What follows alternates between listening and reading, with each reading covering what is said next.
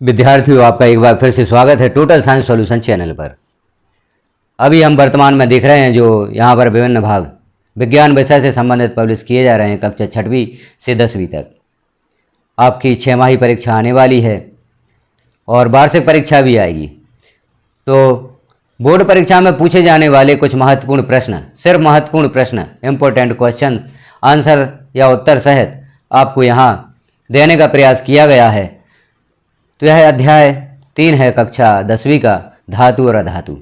तो धातु और अधातु जो अध्याय 3 है उससे संबंधित हम महत्वपूर्ण प्रश्न देखेंगे। यहाँ कुछ पहले हम महत्वपूर्ण परिभाषाएं देख लेते हैं।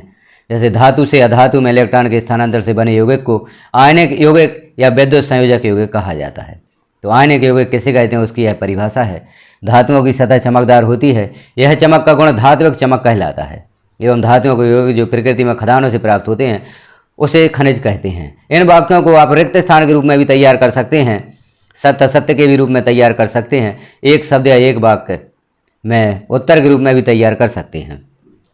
सांद्रिक अयस्क से धातु प्राप्त करने की संपूर्ण प्रक्रिया धातु निष्कर्षण कहलाती है तथा किसी अयस्क को वायु की अनुपस्थिति में उच्च ताप तक गर्म करना निस्तापन कहलाता है।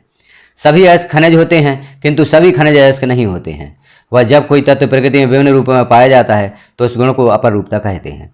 जो धातु कठोर सतह से टकराने पर आवाज या ध्वनि उत्पन्न करती है उसे सोनोरस या ध्वनिक कहा जाता है।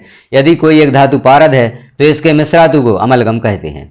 ऐसे खनिज जिनमें धातुओं का आसानी से एवं लाभदायक तरीके से निष्कर्षण किया जा सकता है अयस्क कहलाते हैं। एक धातु व एक अधातु के समांगी मिश्रण को मिश्रातु कहते हैं। वे धातुएं जो पीटने पर चादर के समान फैल जाती हैं आघातवर्ध व वे धातुएं जिनके तार खींचे जा सकते हैं तन्न कहलाती हैं। सोना चांदी सबसे अधिक आघातवर्ध धातुएं हैं तथा 1 ग्राम सोने से 2 किलोमीटर लंबा तार बनाया जा सकता है। अब हम देखते हैं महत्वपूर्ण प्रश्न, सही विकल्प चुनकर उत्तर लिखिए। इस अध्याय से संबंधित जो बहुविकल्पीय प्रश्न हैं, महत्वपूर्ण प्रश्न हैं, उन्हें हम देखेंगे यहाँ पर। जैसे प्रश्न पहला है, निम्नलिखित में से कौन सा गुण प्रायः धातुओं द्वारा प्रदर्शित नहीं किया जाता है। तो धातुओं द्वारा कौन सा गुण प्रदर्शित नहीं किया जाता है? विद्युत संचालन, ध्वनिक प्रकृति, चमकहीनता और तन्यता। तो विद्युत संचालन धातुओं का गुण होता है, ध्वनिक प्रकृति भी धातुओं का गुण होता है, तन्यता भी धातुओं का गुण होता है, लेकिन चमकहीनता धातुओं का गुण नहीं होता, क्योंकि धातुओं का गुण होता है चमकदार होना। तो यहाँ पर जो सही विकल्प होगा वह चमकहीनता होगा। अगला प्रश्न है, वायु में अधिक समय तक खुला छोड़े जाने पर चांदी की वस्तुएं काली पड़ जाती हैं। यह निम्नलिखित के बनने के कारण होता है। Silver nitrate, silver oxide, silver sulphide और सिल्वर सल्फाइड। का उत्तर भी हम नीचे देख लेते हैं। प्रश्न दूसरा है, इसके उत्तर जो दिए गए हैं इसका बा ऑप्शन जो है वह सही है, अर्थात सिल्वर ऑक्साइड यहाँ पर बनता है। तो जो प्रश्न दूसरा है, वायु में अधिक समय तक खुला छोड़े जाने पर चांदी की वस्तुएं काली पड़ जाती हैं, यह निम्नलिखित बनने के कारण होता है। तो सिल्वर ऑक्साइड, जो चांदी ऑक्सीजन से क्रिया करके सिल्वर ऑक्साइड बनाती है उसके कारण काली पड़ जाती है। इसका उत्तर भी हम नीचे देखते हैं। जैसे यहाँ पर दूसरे का बा ऑप्शन सही है। अब तीसरा प्रश्न है, निम्नलिखित में से कौन सी धातु में चमक होती है? सल्फर, सल्फर, ऑक्सीजन, नाइट्रोजन या आयोडीन। तो यहाँ जो प्रश्न तीसरा दिया गया है इसका उत्तर है दा, अर्थात आयोडीन, इसमें चमक होती है। अगला प्रश्न है, निम्नलिखित में से कौन सी धातु अवैधर्मी ऑक्साइड बनाती है? सोडियम, कैल्शियम, एल्यूमिनियम और कॉपर। तो यहाँ पर जो चौथे प्रश्न का सही उत्तर होगा वह सा होगा, एल्यूमिनियम। निम्नलिखित में से कौन सी मिश्र धातु में पारद अवयव होता है? तो अभी हमने पूर्व में परिभाषा भी देखी थी, तो यह होगा अमलगम। निम्नलिखित में से कौन सी अधातु द्रव होती है? तो यहाँ पर जो 4 ऑप्शन दिए गए इनमें ब्रोमीन सही है। ब्रोमीन जो अधातु होती है वह द्रव रूप में पाई जाती है। जब जल धातु के साथ क्रिया करता है तो कौन सी गैस उत्सर्जित होती है? तो इसका जो सही ऑप्शन है वह हाइड्रोजन है। जब जल धातु के साथ क्रिया करता है तो हाइड्रोजन गैस उत्पन्न होती है। रिक्त स्थानों की पूर्ति कीजिए। तो यहाँ पर कुछ रिक्त स्थान दिए गए हैं, इन रिक्त स्थानों को हम देखते हैं। तो 2 या 2 से अधिक धातुओं के समांगी मिश्रण को मिश्रातु कहते हैं। यहाँ रिक्त स्थान सहित हम वाक्य को पढ़ेंगे, तो आप भी देखें और नीचे उत्तर दिए गए हैं, उत्तरों का मिलान करते जाएं। वह सूची जिसमें धातुओं को उनकी क्रियाशीलता के अवरोही क्रम में व्यवस्थित किया जाता है को सक्रियता श्रेणी कहते हैं। कमरे के ताप पर द्रव धातु पारा या पारद एवं एक द्रव अधातु का नाम ब्रोमीन है। पतले तारों में धातुओं के खींचे जा सकने की क्षमता तन्यता कहलाती है। 2 या 2 से अधिक धातु अथवा एक धातु या एक अधातु के समांगी मिश्रण को मिश्रातु कहते हैं। जो ऑक्साइड अम्लीय एवं क्षारीय दोनों गुणों को प्रदर्शित करते हैं वह उभयधर्मी कहलाते हैं। और Au या गोल्ड धातु आसानी से संक्षारित नहीं होती है। गोल्ड सबसे कम सक्रिय धातु है तो वह आसानी से संक्षारित नहीं होती है। 8वां जो रिक्त स्थान है वह Ag धातु विद्युत की सर्वोत्तम चालक है, अर्थात सिल्वर जो धातु है वह विद्युत की सर्वोत्तम चालक है। जो धातुएं कठोर सतह से टकराने पर आवाज़ उत्पन्न करती हैं उस ध्वनि को ध्वनिक कहा जाता है। जो धातुएं कठोर सतह से टकराने पर आवाज़ उत्पन्न करती हैं उन धातुओं को ध्वनिक कहा जाता है। अयस्क में उपस्थित व्यर्थ या खराब या अपशिष्ट पदार्थ जैसे रेत या मिट्टी को गैंग कहते हैं। हीरा विद्युत का कुचालक होता है और धातुएं प्राय ऊष्मा एवं विद्युत की सुचालक होती हैं। अब नीचे दी गई हैं सही जोड़ियाँ। इन सही जोड़ियों को आप बनाकर देखें और फिर इस वीडियो से मिलान करें। यहाँ पर यह जो जोड़ियाँ दी गई हैं इन्हें सर्वप्रथम आप मिलाकर देखें और फिर यहाँ पर मिलान करें क्या जोड़ियाँ आपने सही मिलाई हैं। अब आगे हम देखते हैं जो प्रश्न चौथा है, एक शब्द या वाक्य में उत्तर लिखिए। दो धातुओं के नाम लिखिए जो ठंडे जल के साथ तेजी से अभिक्रिया करती हैं। तो वह जो दो धातुएं होंगी वह सोडियम और पोटेशियम है। आयनिक युग्कों का गलनांक एवं क्वथनांक उच्च क्यों होता है? तो मजबूत अंतर आयनिक आकर्षण बल के कारण आयनिक युग्कों का गलनांक एवं क्वथनांक उच्च होता है। अम्लगम का एक उदाहरण लिखिए। तो पारा व चांदी का मिश्रण अम्लगम का एक उदाहरण है। अम्लराज या एक्वारेजिया किसे कहते हैं? तो 3 भाग हाइड्रोक्लोरिक अम्ल और 1 भाग नाइट्रिक अम्ल के मिश्रण को अम्लराज या एक्वारेजिया कहते हैं। खाद्य पदार्थ के डिब्बों पर जिंक की बजाय टिन का लेप होता है, क्यों? तो इसका सही उत्तर होगा संक्षारण से बचाने के लिए खाद्य पदार्थों के डिब्बों पर जिंक की बजाय टिन का लेप होता है। लोहे के फ्राइंग पैन को जंग से बचाने के लिए निम्न में से कौन सी विधि प्रयुक्त या उपयुक्त है? यह सदलेपन यहाँ पर जो विधि है वह उपयुक्त है या प्रयुक्त होती है। सबसे अधिक अभिक्रियाशील एवं आघात वर्धनीय वाली धातु के नाम लिखिए। तो पोटेशियम और गोल्ड सबसे अधिक आघात वर्धनीय धातु है। आयनिक युग्कों का गलनांक एवं क्वथनांक उच्च क्यों होता है? तो यहाँ पूर्व में भी देख चुके हैं आयनिक बंध के कारण, जो मजबूत आयनिक बंध होता है उसके कारण आयनिक युग्कों का गलनांक एवं क्वथनांक उच्च होता है। आगे देखते हैं हम प्रश्न 9वां। दो धातुओं के नाम बताइए जो प्रकृति में मुक्त अवस्था में पाई जाती हैं। तो इनका उत्तर होगा गोल्ड और सिल्वर, AuAg, अर्थात गोल्ड सोना और चांदी ऐसी धातुएं होती हैं जो प्रकृति में मुक्त अवस्था में पाई जाती हैं। ऊष्मा की सबसे अच्छी चालक व कुचालक धातु के नाम लिखिए। तो सबसे अच्छी चालक धातु सिल्वर है और कुचालक धातु लेड है। वे धातुएं जो पीटने पर पतली चादर के समान फैल जाती हैं उसे कहते हैं। तो ऐसी धातुओं को आघात वर्धनीय धातु कहते हैं। खनिज किसे कहते हैं? तो खनिज वह होते हैं जो जमीन में से खुदकर निकाले गए पदार्थ हैं, उनको खनिज कहते हैं। आगे कुछ वाक्य दिए गए हैं जिनमें हमें सत्य को चुनना है। सोडियम अति क्रियाशील धातु है, यह वाक्य सही है। दो अधातुओं के समांग मिश्रण को मिश्र धातु कहते हैं, यह वाक्य भी सही है, सत्य है। धातुओं के ऑक्साइड प्रायः क्षारीय प्रकृति के होते हैं। तो जो तीसरा प्रश्न है यह भी सत्य है। स्टेनलेस स्टील में तांबा मिला होता है। तो यहाँ हम देखते हैं यह जो चौथा वाक्य है असत्य है। अधातुओं के ऑक्साइड प्रायः अम्लीय प्रकृति के होते हैं। जो 5वां वाक्य है वह सत्य है। 6वां वाक्य ग्रेफाइट अधातु विद्युत की सुचालक होती है। तो यहाँ हम देखें इसका उत्तर जो प्रश्न आपका 6वां है यह वाक्य सत्य है। ग्रेफाइट अधातु विद्युत की सुचालक होती है। विद्युत तारों पर एक अचालक पदार्थ की परत चढ़ी होती है। सामान्यतः इसके लिए प्रयुक्त पदार्थ पॉलीविनाइल क्लोराइड होता है। तो 7वां वाक्य भी सत्य है। जो धातुएं कठोर सतह से टकराने पर आवाज़ उत्पन्न करती हैं उस ध्वनि को कहा जाता है ध्वनिक या सोनोरस, यह वाक्य सत्य है। वे धातुएं जो पीटने पर पतली चादर के समान फैल जाती हैं उसे कहते हैं आघातवर्ध, यह वाक्य भी सत्य होगा।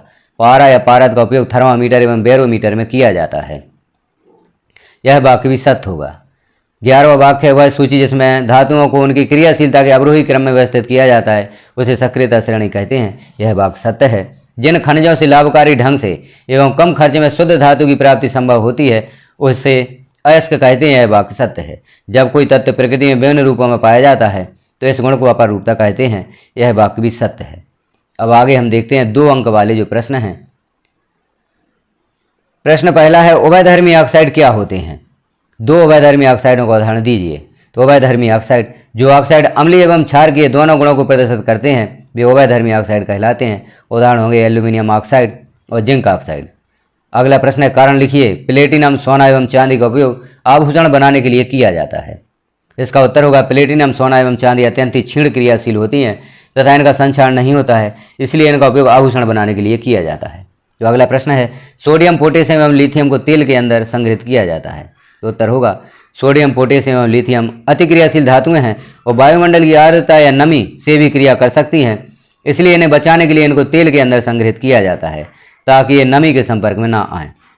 अगला प्रश्न है गर्म जल का टैंक बनाने में तांबे का उपयोग होता है परंतु इस्पात या लोहे की मिश्रातु का नहीं, इसका कारण बताइए।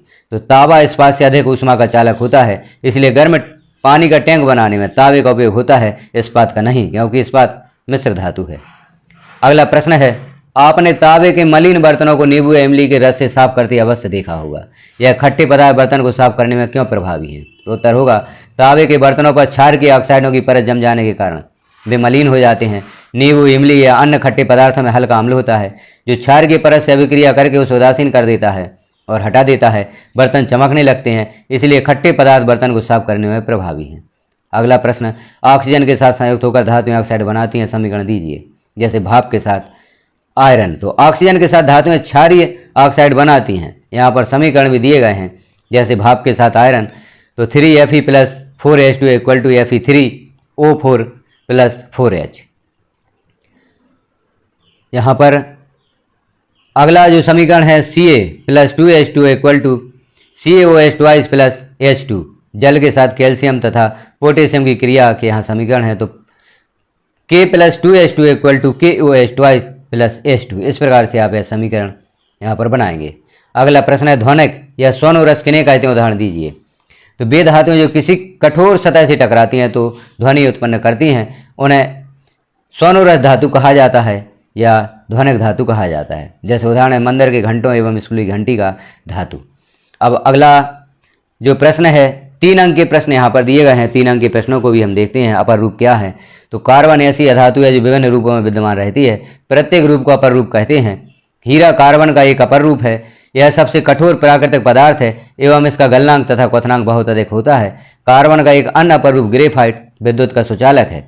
अगला प्रश्न है आयनिक युग्कों के 3 गुण लिखिए। तो आयनिक युग्कों के 3 गुण होंगे, गलनांक व क्वथनांक उच्च होता है, जल में घुलनशील तथा कार्बनिक विलायकों में अघुलनशील है और विद्युत के सुचालक होते हैं। अगला प्रश्न जो 4 अंक वाला प्रश्न है सक्रियता श्रेणी क्या है? सक्रियता श्रेणी वह सूची है जिनमें धातुओं की क्रियाशीलता को अवरोही क्रम में व्यवस्थित किया जाता है। यहाँ आप देखा जाए सक्रियता श्रेणी है, सबसे जो क्रियाशील धातु है पोटेशियम है, फिर sodium, calcium, magnesium, aluminium, zinc, iron, lead, hydrogen, copper, mercury, silver और गोल्ड। तो जो ऊपर वाली धातु है सबसे अधिक क्रियाशील और बीच में जो धातुएं दी गई हैं यह मध्यम क्रियाशील होती हैं। तो नीचे को जैसे जैसे हम चले जाते हैं घटती अभिक्रियाशीलता यहाँ पर होती है और गोल्ड सबसे कम अभिक्रियाशील धातु होती है।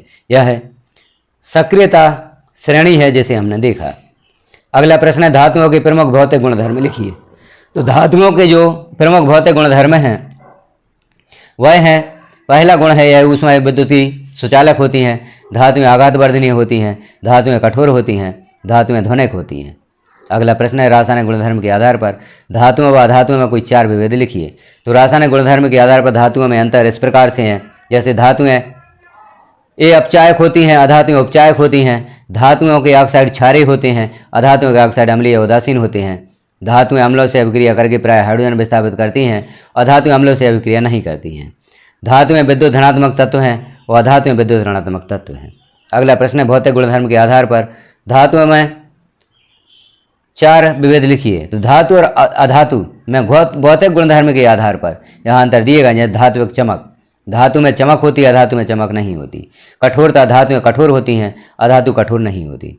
आघात वर्धनीयता, धातुएं अत्यधिक आघातवर्ध होती हैं जबकि अधातु भंगुर होती हैं, आघातवर्ध नहीं होती। तन्यता या तार बनाने का गुण, तन्यता का गुण धातुएं प्रदर्शित करती हैं, धातु नहीं करती। चालकता, ऊष्मा एवं विद्युत की सुचालक होती हैं धातुएं और अधातुएं कुचालक होती हैं, सिर्फ ग्रेफाइट एवं कार्बन गैस यह विद्युत की चालक होती हैं। अवस्था, तो धातुएं ठोस अवस्था में पाई जाती हैं और अधातुएं ठोस, द्रव तथा गैस अवस्था में पाई जाती हैं। घनत्व, धातुएं घनत्व उच्च होते हैं और अधातुओं के कम होते हैं, जबकि हीरा का घनत्व अधिक होता है।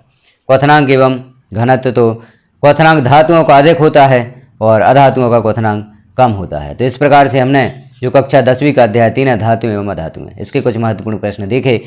आप अन्य अध्यायों के इसी प्रकार के महत्वपूर्ण प्रश्न देखना चाहते हैं तो चैनल पर विजिट अवश्य करें। चैनल को अभी तक सब्सक्राइब नहीं किया है तो सब्सक्राइब कर लें और वीडियो को अन्य साथियों में शेयर अवश्य करें। वीडियो को लास्ट तक देखने के लिए आपका धन्यवाद।